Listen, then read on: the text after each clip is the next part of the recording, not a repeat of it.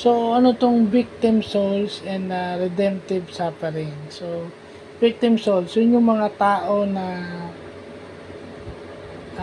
pinili para makiisa sa suffering si Lord. Yung mga nakaka-receive ng stigmata, yan ang tawag sa kanila, victim souls.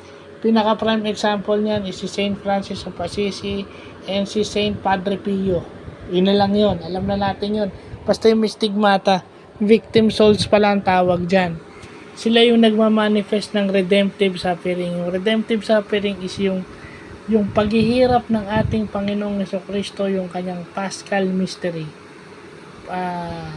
Passion, death, and passion and death niya and resurrection, yung kanyang Paschal mystery, is a form of redemptive suffering. Siya yung naghirap para i-redeem yung isang katauhan sa kanilang kasalanan o kasalanang mana. Di ba?